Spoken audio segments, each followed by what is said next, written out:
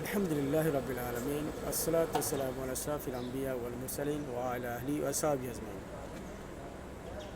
ইবনে ওমর রাদিয়াল্লাহু তাআলা আনহু থেকে বর্ণিত, রাসূল করিম সাল্লাল্লাহু আলাইহি সাল্লাম বলেছেন যে গাছগাছালি জঙ্গলের মধ্যে কোন গাছের পাতা ঝরে না। আল্লাহ রাসূল সাল্লাল্লাহু আলাইহি ওয়াসাল্লাম প্রশ্ন করছেন। আলহামদুলিল্লাহ, ঝরে না বলছি। এর মধ্যে আপনার একজন আব্দুল্লাহ রাদিয়াল্লাহু তাআলা সাহাবী ছোট ছিলেন। তিনি কিন্তু জানেন, আমি জানি, আমি বুঝতেও পেরেছি, আমি বলি না ছোট থাকার কারণে, আমার বয়সে ছোট ছিল, অল্প ছিল, সেজন্য আমি বলি না। অথচ লোকেরা কী জানি বলে। সাহাবা রাদিয়াল্লাহ তাআলা আনহু বললেন যে আল্লাহ রাসূল সাল্লাল্লাহু আলাইহি সাল্লাম, জঙ্গলে গাছগাছালির কোন পাতা ঝরে না, আপনি বলে দিলেই ভালো হয়। আল্লাহ রাসূল সাল্লাল্লাহু আলাইহি সাল্লাম বলেছেন, খেজুরের গাছ। খেজুরের গাছ কি পাতা ঝরে না, আর সব গাছের পাতা কি ঝরে যায়? ছোট্ট একটি প্রশ্ন। এটা কিন্তু আব্দুল্লাহ রাদিয়াল্লাহু জানতেন, বলেন ছোট থাকার কারণে। এটিও একটা ইন্টারভিউ, তাই না? আল্লাহ রাসূলুল্লাহ সাল্লাম অনেক হাদিস আছে, কিন্তু ইন্টারভিউর মধ্যে বা মতো, এবং কি আপনার কথা হাসিও আছে, এবং কথার মধ্যে আপনার মানুষকে হাদিসের মধ্যে মানুষকে আনন্দ দেয়, এবং কি আবার চোখের পানি কাঁদায়। আমি বেশি দেখছি হাদিস অধ্যয়ন করতে গিয়ে, এই যে বেশি হাদিসগুলো পড়তেই মানুষকে বেশি হাসাইছে আল্লাহ রাসূল সাল্লাল্লাহু আলাইহি সাল্লাম। আলহামদুলিল্লাহ, সহিহ বুখারী ৬১ নম্বর হাদিস। দেখেন, এই গাছটার সম্পর্কে বহুত বহুত একটি ফল, যে ফলের মধ্যে কি এমন মিষ্টি রয়েছে খেজুরের ভিতরে, আপনার যা কি মনে হয় চিনি দিয়ে ভরপুর করে রেখেছে, গুড় দিয়ে ভরপুর করে রেখেছে, এমন চিনি কখনো নয়। এটা কি আপনার আল্লাহ তাআলার একটা অশেষ রহমত, এবং অশেষ রহমত। আপনি দেখেন, খেজুর আপনি যেখানে সেখানে ফালিয়ে রাখেন, কিন্তু খেজুর কি কিন্তু পচে না, কোনো নষ্ট হয় না। এটা কি যে কোনো মুহূর্তে খাওয়া যায়। বৃষ্টিটা পর্যন্ত কি আপনার উপকার আসে মানুষের। তাহলে আমরা কি করতে হবে? এটা কি আমাদের কল্যাণ। দেখেন কত ফল, আঙ্গুর ফল, বেদানা, আপেল, কাঁঠাল, আম, জাম, কত ফল।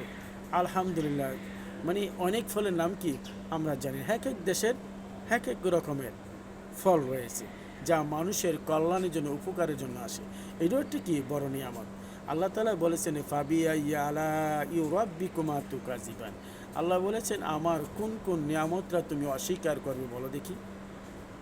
আল্লাহু আকবার, আল্লাহু আকবার, আল্লাহু আকবার। কোনো অফ্রান্ত জিনিস আল্লাহ তাআলা আমাদেরকে দুনিয়ার ফল দিয়ে রেখেছেন। আপনি ফল খাবেন, দেখেন আপনি কয়েকদিন খান স্বাস্থ্য সুস্থ হয়ে গেছেন, আলহামদুলিল্লাহ। আবার কয়েকদিন খেলেন না, স্বাস্থ্য আবার নর্মালের দিকে আবার চলে এসেছে।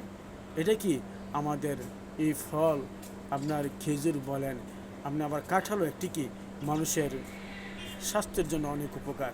ফল আর অনেক কিছু তো খানাও রয়েছে, আপনার ধান চাল, আল্লাহর কোনো ফলে কি কোনো অভাব নেই। পানি খান, এই পানিও কি আপনার বড় অপুরান্ত একটি বড় নিয়ামত, যা এই পানি এবং খেজুর। আল্লাহ রাসূল সাল্লাল্লাহু আলাইহি সাল্লাম বলেছেন যে তুমি কাউকে কি একটি পানি দিয়ে, এক গ্লাস পানি দিয়ে, যে খেজুর দিয়ে কি ইফতার করাও, তা কি তুমি তার সমান সওয়াব পাবে। কিন্তু তাই বলে যে আপনি, যে যার থেকে ইফতার পানি আপনাকে দিল, আপনি খেলেন, আপনার রোজার সওয়াব কিন্তু সে খাবে না, সে নিতেও পারবে না। আল্লাহ রাসূল সাল্লাল্লাহু আলাইহি সাল্লাম বলেছেন, আপনার যে রোজার যে সওয়াব আপনি তার যে খাইছেন, ওইটা সওয়াব আলাদা তাকে দিবি আল্লাহ তাআলা, কিন্তু আপনার যে সওয়াব যে নিয়ে যাবে, এটা সম্পূর্ণ মিথ্যা বানোয়াট। এটা কিন্তু কখনো হাদিসে আসে নাই। আপনার সওয়াব আপনাকে আল্লাহ তাআলা দেবেন, আপনার সওয়াব কি কমানো হবে না? আল্লাহ দিবেন আপনার সওয়াব। এগুলা যেন না বলা হয়, কারণ আপনি যেহেতু জানেন না, মানুষকে বিভ্রান্ত করবেন না। কারণ আপনি ইফতার করাইছেন, আপনার সওয়াব পাবেন। যে ইফতার করছে তার সব কি আল্লাহ তাআলা কমাবেন না, রাসূল করিম সাল্লাল্লাহু আলাইহি সাল্লাম বলছেন। তাহলে আমরা কি করতে হবে? ওই মানুষের প্রতি বুঝে শুনে কথা বলতে হবে। যেহেতু আপনি কোরআন এবং হাদিসের কোনো জ্ঞান নাই, জানা নাই, তাহলে আপনি চুপ থাকা আপনার জন্য খুব অধিকতর হক। কোনো কথা বলা যাবে না, আপনার জন্য ঠিক হবে না, যেহেতু আপনি কোনো কিছু জানেন না। এই ফল সম্পর্কে, খেজুর গাছের ফল, খেজুর গাছের পাতা ঝরে না, কত সুন্দর খেজুর গাছের যে পুরা বডিটা পর্যন্ত কি মানুষের কল্যাণের জন্য। অনেক গাছগাছালি আছে মানুষের কল্যাণের জন্য, সব কিছু মানুষের কল্যাণের জন্য। আমরা আল্লাহর কাছে আলহামদুলিল্লাহ বলবো, শুকর আদায় করব কীভাবে? নামাজ, রোজা, হজ, জাকাত এবং কি মানুষের সমাজের স্বাভাবিকের সেবার মূলকভাবে। আল্লাহ তাআলা আমাদেরকে বুঝার তৌফিক দান করুন।